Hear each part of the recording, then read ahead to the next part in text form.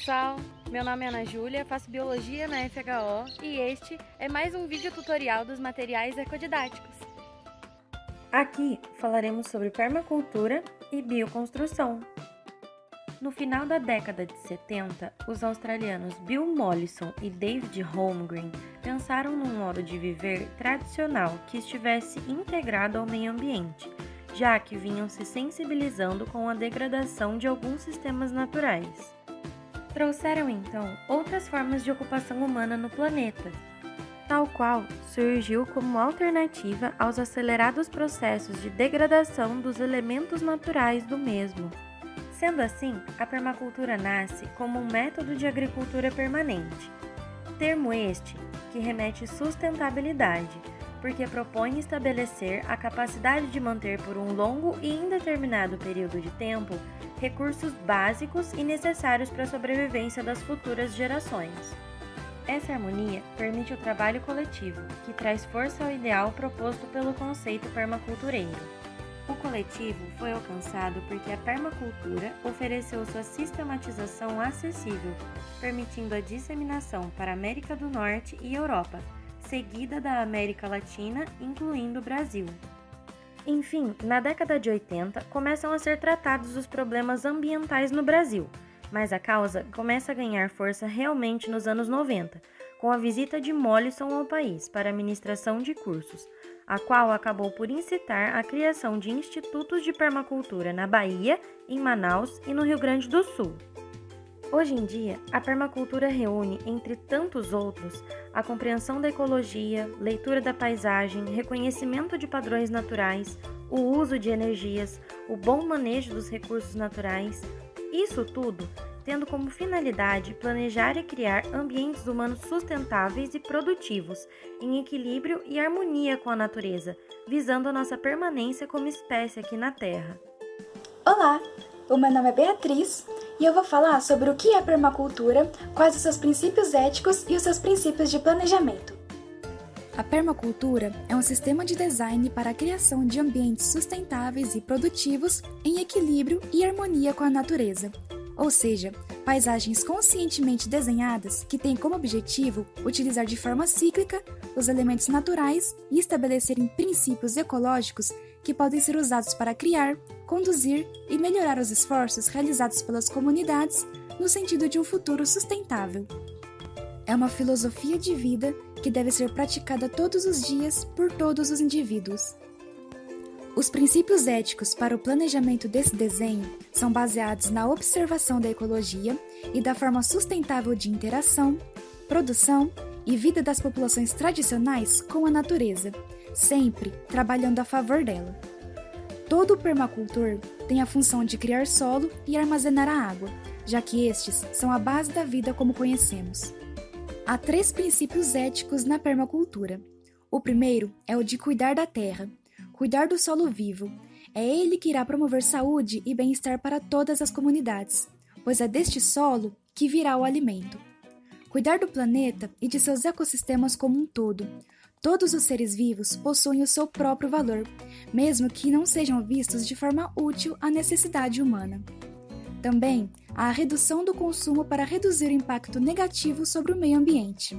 Tentar diminuir o uso de embalagens e realizar a compostagem de alimentos orgânicos para que se reduza a produção de lixo. O segundo é o de cuidar das pessoas.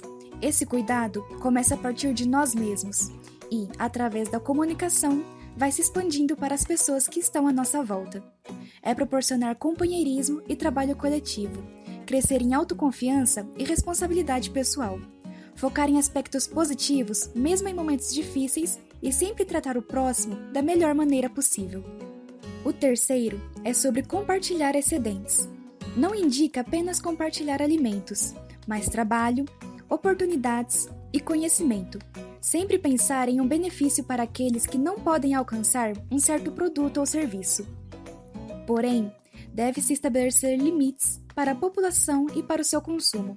Se alimentar daquilo que está disponível naquela época do ano, para que possa manter a comunidade e o uso de recursos sob a capacidade de suporte do meio. Olá, meu nome é Heloísa e eu vou falar um pouquinho para vocês do porquê realizar a permacultura. A permacultura surge para mudar nossa relação com a agricultura, levando em consideração a preservação do meio ambiente, o plantio de alimentos, o equilíbrio entre relações, a valorização de princípios éticos e a redução do consumo e do desperdício, criando sistemas funcionais de produção, fazendo a integração harmoniosa dos elementos da natureza. A Revolução Verde da década de 60 surgiu incentivando o uso de sementes geneticamente modificadas, agrotóxicos e mecanização do trabalho, pois o mundo experimentava o fim de uma guerra devastadora, em que muitos países sofriam com a falta de alimentos. Essa nova era do sistema levou a uma busca incessante pelo lucro, progresso e alto rendimento que perduram até os dias atuais, deixando um rastro de problemas ambientais, tais como queimadas, desmatamento, erosão, poluição da água, do ar e do solo, perda da biodiversidade e geração de resíduos. Nesse contexto, a permacultura traz consigo diversos benefícios para os seres humanos e para o planeta Terra. Permite-nos melhorar a qualidade do ar, reduzir o consumo e a exploração dos elementos naturais.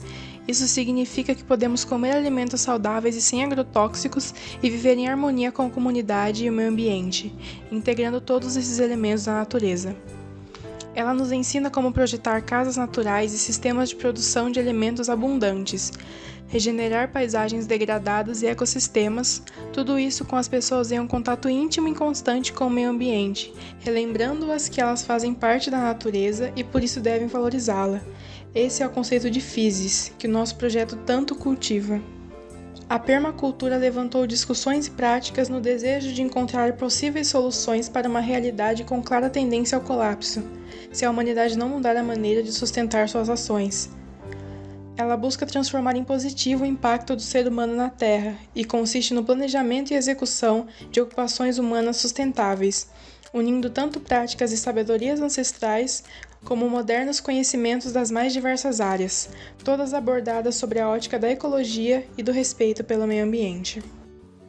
Como já foi dito, a jornada da permacultura se inicia com as éticas e se move através de etapas necessárias para criar uma cultura sustentável. Por isso, desenvolveram 12 princípios de planejamento que regem essa filosofia e que serão mostrados a seguir.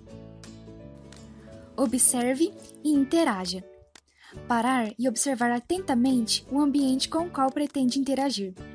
Reduzir a dependência da alta tecnologia e de energias não renováveis e agir com cautela em respeito a valores absolutos. Capte e armazene energia. Armazenar energia para uso futuro. É necessário entender como a natureza capta e armazena energia para poder reconstruir o capital natural energético. Os estoques mais importantes com valor futuro são os solos férteis, produção de alimentos e corpos e tanques d'água. Obtenha rendimento. Além de pensar em soluções a longo prazo, são necessárias ações que nos gerem retorno rápido. Produzir recursos capazes de suprir as necessidades da comunidade, ter flexibilidade e criatividade para encontrar novas maneiras de obter rendimento.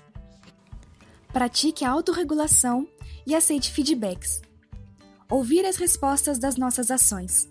Monitorar e controlar nossos próprios comportamentos sem perder a essência, mas buscando não impactar na existência do outro. Os feedbacks naturais propiciam a observação das ações. O meio responde de forma positiva quando as ações contribuem para a sua manutenção e equilíbrio. Use e valorize os serviços e recursos renováveis. O design permacultural pretende fazer o melhor uso dos recursos naturais renováveis para o manejo e manutenção das produções, mesmo que seja necessário usar alguns recursos não renováveis para estabelecer o sistema.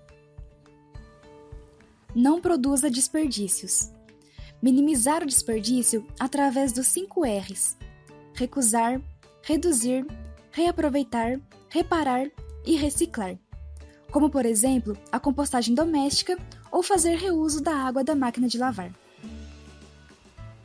Design de padrões para chegar aos detalhes. Observar a natureza para se integrar com ela e entender como esses padrões ocorrem. Buscar entender o todo. Os sistemas complexos que funcionam tendem a evoluir a partir de sistemas simples. Integrar ao invés de segregar. Criar sistemas que estejam integrados depende de uma ampla visão de uma série de interrelacionamentos de encaixes perfeitos. Ao inserir cada coisa em seu local ideal, uma série de relações são constituídas, e essas relações possibilitam o desenvolvimento de um trabalho conjunto e de apoio mútuo entre elas. Use soluções pequenas e lentas. Respeitar o ritmo da natureza. Pequenas e certeiras estratégias de manejo trazem resultados lentos, mas que podem ser eficazes e duradouros. Ou seja, um sistema por vez, um aprendizado por vez. Passos pequenos e lentos garantem que você consiga fazer todas as mudanças desejadas na sua vida de forma orgânica, consistente e sustentável. Use e valorize a diversidade. Quanto mais respeitar o espaço das diferenças e conseguir acolhê-las, mais recursos terá, justamente porque cada indivíduo é um mundo diferente. Precisa ser vista como resultado do equilíbrio e tensão existente na natureza. Haverá variedade e possibilidade de um lado, produtividade e força do outro. Use as bordas e valorize os elementos marginais. Entender o valor dos elementos que contribuem apenas de maneira periférica ao sistema, pois nesses limites e conexões entre um sistema e outro, há riqueza em diversidade e energia. Um design que percebe o limite como uma oportunidade e não como um problema, tem maiores chances de sucesso e adaptação. Utilize e responda criativamente às mudanças. Alguns fatores que estão fora de previsão podem influenciar em resultados não esperados. Deve-se levar em conta as mudanças de uma forma deliberada e cooperativa, responder criativamente ou se adaptar às mudanças de larga escala do sistema que escapam do nosso controle e influência. Quer saber mais? Nos siga nas redes sociais e fique atento às próximas novidades. Ah, e não perca a parte 2 do nosso tutorial. Ecomudas. Levar a sério não é levar a chato.